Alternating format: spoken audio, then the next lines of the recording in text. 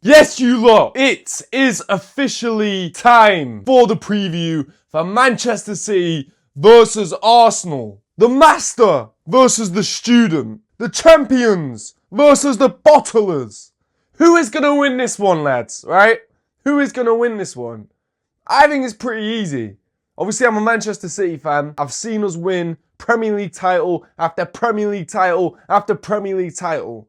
And what have I seen Arsenal do? I've seen bottle job after bottle job after bottle job. Whoever wins this game will go on to be Premier League champions. This game. Now that's a special Premier League campaign to be able to say one game will decide it for the whole Premier League campaign. Before I fully get into the video, like, comment, share and subscribe and let me know your predictions for this game in the comment section down below. I'm shouting because I'm very excited for this game. Although I don't have a ticket, right? Because my brother's come home and he's taking my ticket off me and going to the game, right? If you have a ticket going, let me know in the comments or message me on Instagram because I would greatly appreciate that. But let's get back to it because I think a couple of weeks ago, a lot of City fans had written us off. I'd written us off. I tapped out after Brighton. You know, I said after we went on that, consecutive draw spell, that we weren't going to win the league. I didn't think we had the minerals. I didn't think we had the balls. From what I'd seen in previous Premier League campaigns where Manchester City have gone on to win, this current Manchester City side,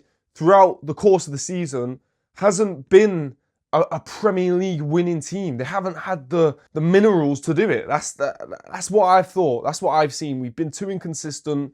We've had too much of a soft underbelly this season for me to be able to say, right, we're going to win the Premier League. And I thought Arsenal, they looked more rigid, robust.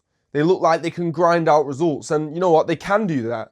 They're more than capable of being a rigid, strong, robust team that can grind out results, make it difficult. It's a dirty game. It's not going to be pretty, but they get the result, right? Arsenal have been doing that all season. The set pieces, the amazing, defense that they've got. Arsenal have been winning games by doing that. But as we've come to see over the course of the season, they're offering nothing in attack. They're so flat. And I think this is partly Arteta's doing. Arteta doesn't like to use his players and go forward and be direct. He never does that. And I don't know whether that's because he doesn't trust his front line or whether he just doesn't like playing that way and he's too scared himself to mess up. I think it's probably more that he doesn't trust his front line because I think you give the ball to Madueke, you give the ball to Gyökeres, you give the ball to Martinelli, more often than not, they're going to lose it pretty quickly. But listen, yeah, that's the story of Arsenal's season so far, is they've just been letting City back in. There's been so many times where they could have deaded it.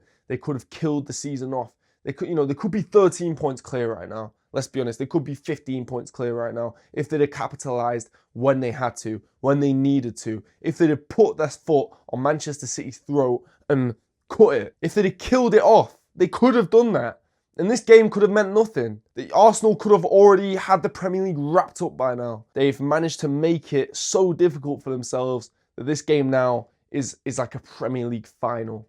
That's what it feels like. That's the magnitude of this game. It's now the biggest game of the season. And this is why I still have an issues with Arsenal's mentality. Because it feels like every time Arsenal have had the pressure on them to capitalise on points dropped by City, they haven't managed to do it. And that isn't a trait of champions. You look at Liverpool and City in the past. Those title races went to the wire quite a few times. But that wasn't because the two sides had a mentality issue where one of them kept letting the other one back in or neither teams were capitalising on points dropped. At any chance both those teams got, they were ruthless. They were taking the points every time they got the chance to. And in the end, the better team won in each title race. It doesn't feel like that this year. I think the majority of people would say that Arsenal have been the better team this year. There's been times this year where I've looked at City and just thought we've looked spineless. Like we don't want to be there. Like there's no cohesion or chemistry within the side. And as a City fan that has never really seen that from my players, it was so underwhelming and dampening to watch. And it just made me say, you know what, Arsenal are going to win it this year. They're by far the better team. And like I say, we're in this position that we are now. And from the past couple of weeks, what we've seen from Arsenal, losing to Bournemouth, getting knocked out of the FA Cup by Southampton, losing the Carabao Cup final to Manchester City, which a lot of people said will be a title decider as well. That'll give the other team the confidence to go on and win it. It's just made me feel like something's changed a little bit. Arteta is now not believing in himself as much. And I can imagine with a guy that hasn't been in this position before and gone on to win the league, he will be panicking right now. He will be hoping that he isn't experiencing another choke that he has done for the last 3 seasons or however many times it's been. But this is Arteta's chance to say, you know what, you lot can do one because I've just smoked City and I've got it spot on. But I don't think that's going to happen because Arteta's arse is falling out and his lips quivering and he's looking at the Etihad Stadium knowing that he has to go there and beat Pep Guardiola in his own house. He has to go back to his father's house, the guy that raised him, the guy that taught him everything that he knows as a coach. And he has to go there and the student has to become the master. And when you're talking about the greatest manager of all time in Pep Guardiola and comparing him to Mikel Arteta, the guy that came into Arsenal and yeah, he improved them. He won them an FA Cup in his second season. I can't remember which one it was. But since then, has done bugger all. I think it's 5-6 years now that Arsenal have gone without a trophy. And like we said, they had the chance to win one. They had the chance to win the Carabao Cup. They got to a Carabao Cup final and they got schooled by the better team, by the better manager. And that's what it comes down to for me. It comes down to the managers. They're trying to beat Man City.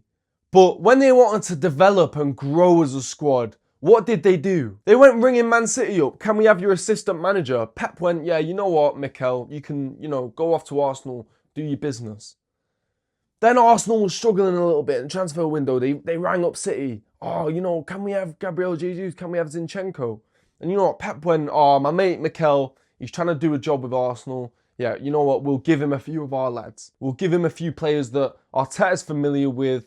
They've got, know-how of how to win a Premier League title. It'll help them a little bit. They'll get back up there. So we gave them Zinchenko and Gabriel Jesus. And that first season when they signed those 2 players, they did develop quite a lot. And I think those 2 in particular stood out quite a bit in the first season or the first half of that season. But now, years later, Arsenal are in a title race with Manchester City. And the only people in that squad that have experienced winning a Premier League title is Gabriel Jesus and Mikel Arteta. Only 2 figures in the Arsenal squad have experienced winning a Premier League title.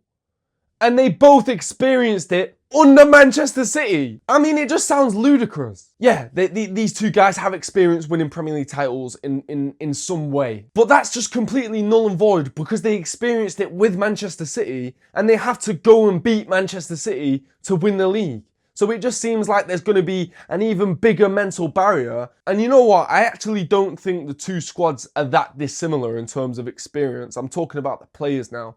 Because how many players in this Manchester City side have actually won a Premier League title before? But we've still got those senior figures, your Rodris, your Bernardo Silva, your John Stones, even though he's not playing. It's going to be a massive help in the dressing room for the younger lads. Your Nathan Ake's, your Erling Haaland. But aside from that, this is still a very young and inexperienced squad.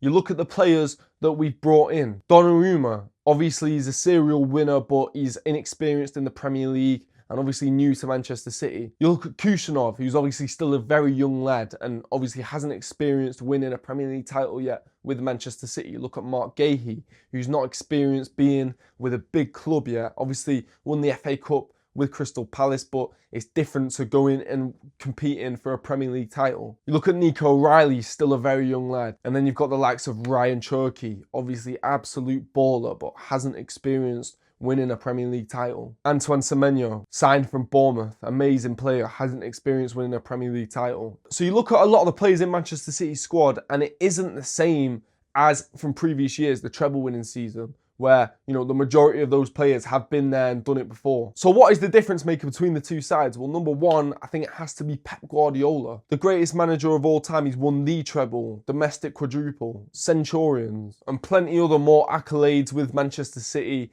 and different clubs like Bayern Munich and Barcelona. Number 2, I think the fan base. I think Manchester City's fans get behind the team more than Arsenal do. Arsenal fans were booing their own team off the pitch when they lost to Bournemouth. And at this point, they were still 9 points clear at the top of the Premier League title, booing their team off. Arsenal fans, it seems, online are so reactionary, so nervous, so scared. And you think, well, online fans are going to be like that, but what are the match-going fans like? Well, I've just said, the match-going fans are booing their team off the pitch. It feels like there's a nervousness in the Emirates when you're watching a game. Even ex-players, Ian Wright, one of the most optimistic Arsenal fans, is so pessimistic when it comes to talking about Arsenal in a title race with Manchester City. He's so scared. He's shitting himself. Ian Wright is not confident in Arsenal's players and the manager to go on and win this Premier League title. So it just seems like everybody around Arsenal is experiencing this weird feeling, this weird pressure to win, and they can't do it. Or it feels like they don't believe that they can do it. They've even got a flipping dog called Win. I mean, that poor dog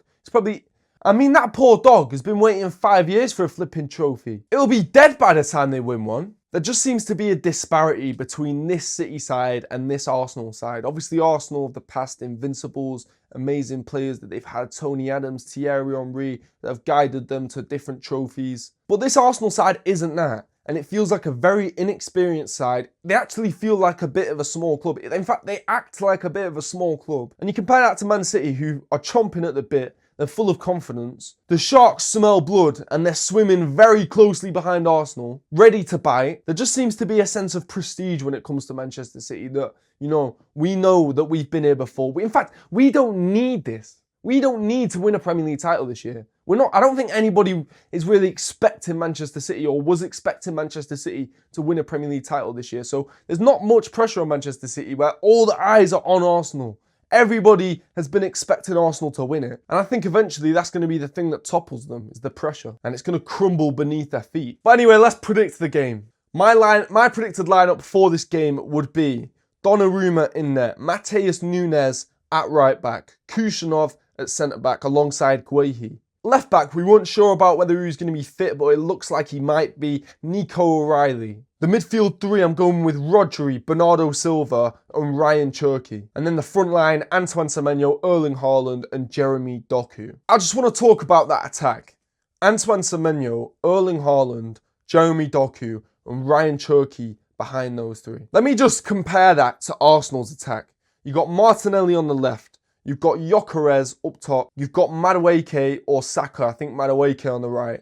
And then you've got Havertz behind Gyökeres. Firstly, if he does that and he plays Havertz behind Gyökeres, I think it's just done. He can't play that role, Havertz. You can't play it. But even so, that front line is so flat. I just don't see where the goals come from. And it doesn't intimidate me at all. Yes, the defence is a lot more solid. And that is a little bit more scary when you look at Gabriel and Saliba as a centre-back partnership. But for me, that front three doesn't scare me one bit. I'm going to predict the game and I'm going to say it's going to be a Manchester City win. And I'm going to say 3-1. I think Arsenal get a goal maybe off a set piece or maybe City concede a penalty, something like that. I don't see them scoring from open play particularly. But I think that Arsenal is going to fall out a little bit. I can see an early mistake that leads to a Manchester City goal. And from there, maybe City get another one, Arsenal get the first, and then City go and dead it in the latter stages of the game to get the third and final goal, which sees us picking up 3 points on Sunday at the Etihad Stadium.